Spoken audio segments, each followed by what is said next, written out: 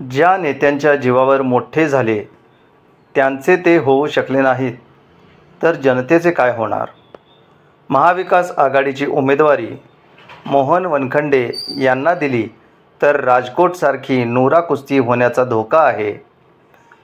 वनखंडेंना महाविकास आघाडीकडून उमेदवारी दिली तर मात्र मिरजेत मुस्लिम आणि दलित समाजाकडून सौ जैनाब शकील पिरजादे यांना निवडणुकीत उभे केले जाईल, असा इशारा सामाजिक कार्यकर्ते शकील बाबा पिरजादे यांनी दिला आहे.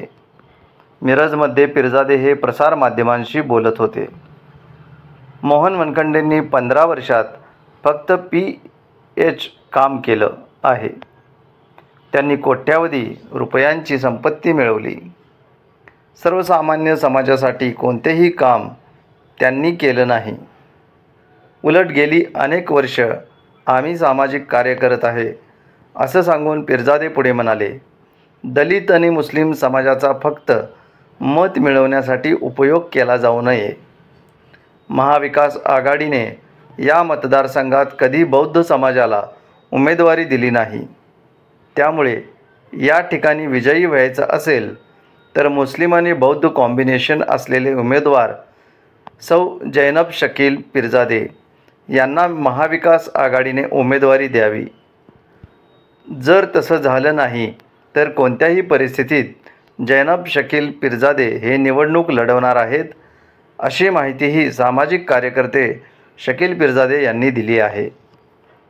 यावेळी सौ जैनब शकील पिरजादे, शकीरा जमादार, मोहम्मद हनीफ तहसीलदार, महबूब अली गौस मणेर, युनुस समद चाबुकस्वार, दिलीप भाऊ नाईक, मौला कुरणे, इकबाल बागवान, निहाल पिरजादे, मैनुद्दीन पिरजादे आणि अन्सार कच्ची उपस्थित होते. मिरज विधानसभा 281 मतदारसंघात मी माझे मिसेस जैनब शकील पिरजादे उर्फ सरिता इंगडे यांना मी महाआघाडीकडनं तिकीट मागत आहे.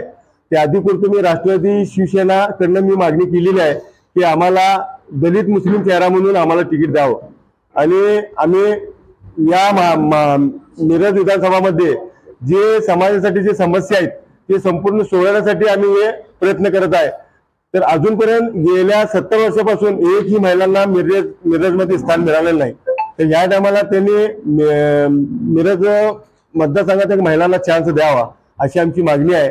आणि जे विधानसभाला महाआघाडीमध्ये जे आज नवीन पॅटर्न चालू झालेला आहे की आम्ही एक PA ला कुठेतरी का आमदारकीचे तिकीट देणार, ते गेल्या 15 वर्षापासून ते PSच काम केलेलं आहे आणि चहा नाश्ता आणण्याचं काम केलेलं. ते माणसाला तुम्ही तिकीट देत असेल तर हे त्यांनी लोकांची समस्या समजून घेणार का? ते माणूस त्यांनी 15 वर्षापासून कधी लोकांसाठी कधी आंदोलन केलं काय?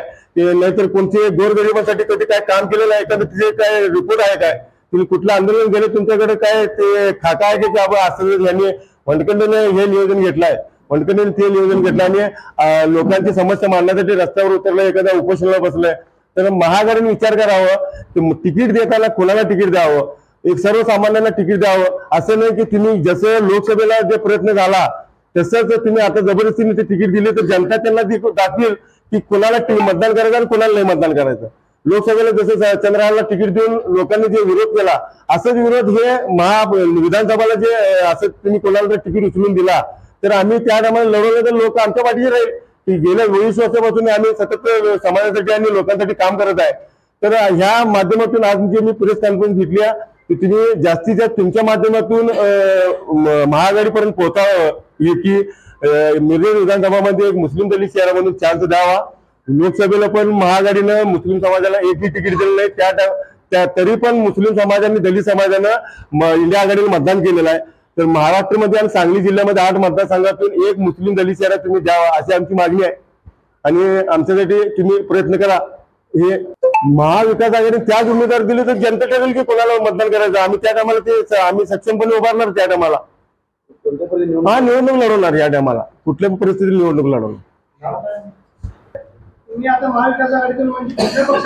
मी राष्ट्रवादीकडनं मागणी केली आणि शिवसेनेकडनं मागणी केली. गेले आमची फाईल चर्चा आमच्याकडे चर्चा करून माझी फाईल घेऊन पण गेली तिथे साहेबांना. हा संजय उबिके यांच्या संभाव्य चर्चा आणि कामाला लागा असा आदेश आलेला आहे. ते विटेला मागलाय मी, आपण मिरजेसाठी मागवलंय. तिने विटा आम्हाला पण आदेश विधानसभा मिरजसाठी विभूती बसत नाही वस्तीमध्ये. विभूती वस्तीमध्ये कुठे बसते त्यांनी हा ते सांगायला ते मिरजेसाठी सांगितलं नाही. हो मुश्किल तरी बोला.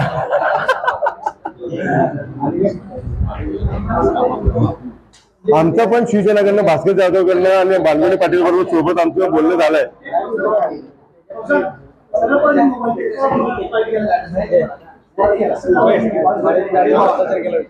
जैनब शकील पिरजादे. जैनब हा शकील पिरजादे.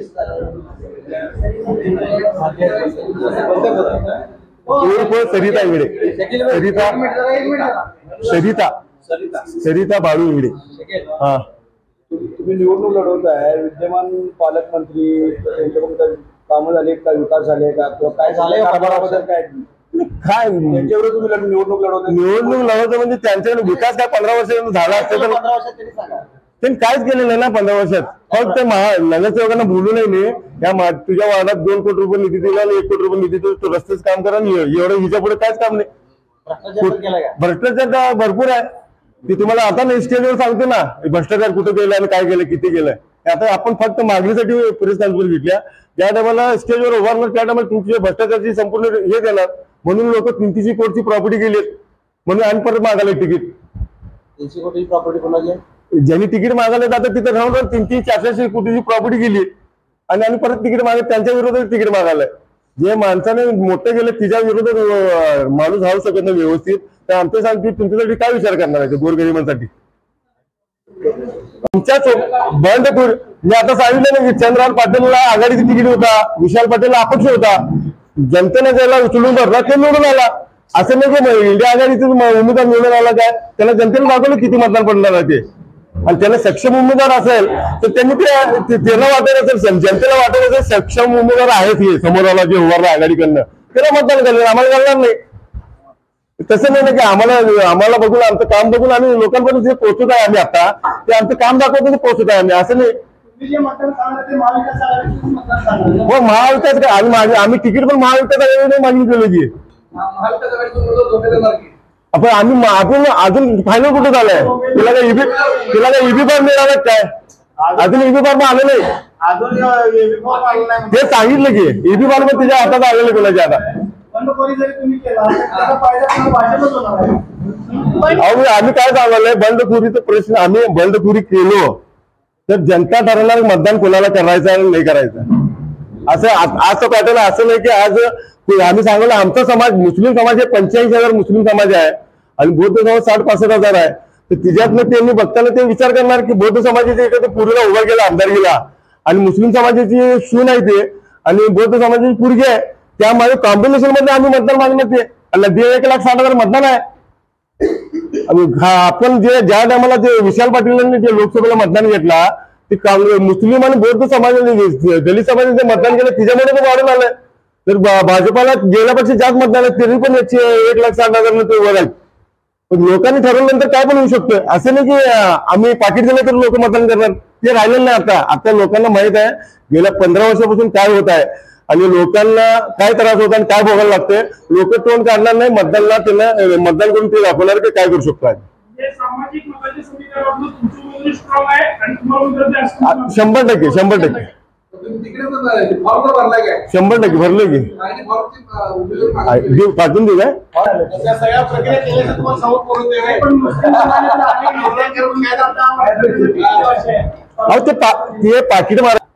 ते पाकिट मार आहे त्यांना सांगून आलो आम्ही तुम्ही पाकिट मारायचं काम करताय येत्या महापालिकेला तुम्हाला पब्लिक दाखवणार नाही का काय करणार आहे तुम्ही. ते सांगितलं की तुम्ही आम्ही तुमच्या पाठीचे आहे. लोकसभेला त्यांनी सांगितलं मतदान झालं काय लोकांना ठरवलं का त्यांना आवड ते माहित आहे लोकांना त्यांनी सांगतात म्हणून मी माझ्या वार्डात एवढं मतदान झाला मी 20,000 मधलं 15,000 माझं बाकी 4 उमेदवार काय गेले ते तिथले एकटाच माणूस होता की मी 15,000 मतदान घेऊन दिला, 10,000 5 नंबर वार्डला मध्ये 7,000 मुस्लिम मतदान झाला, ते विशाल पाटला मी करून दिलं, संजय मेनन घालून दिलं ते मतदान. त्या मतदारात पॅकेज घेतले ते आता त्यांना आता काय माणसाची बुद्धी भ्रष्ट झाली, त्याचे काय पण गरज असते. माझी बुद्धी भ्रष्ट झाली, मी विधानसभा लढवणार आहे, तुम्ही मला याची बुद्धी भ्रष्ट झाली काय. असंच खायडे साहेबांची पण बुद्धी भ्रष्ट झाल्या. त्याला वाटायला की हे बाबा मला हे 10,000 मतदान घेऊन देणार आणि 5,000 मतदान घेऊन देणार, ह्यांच्या डोक्यात आणून त्यांना द्यायला पाहिजे. आमचं तुमचं तुम्हाला पाकिट द्यायला काय नाही देत, तुम्ही कामच करणार नाही अजून तर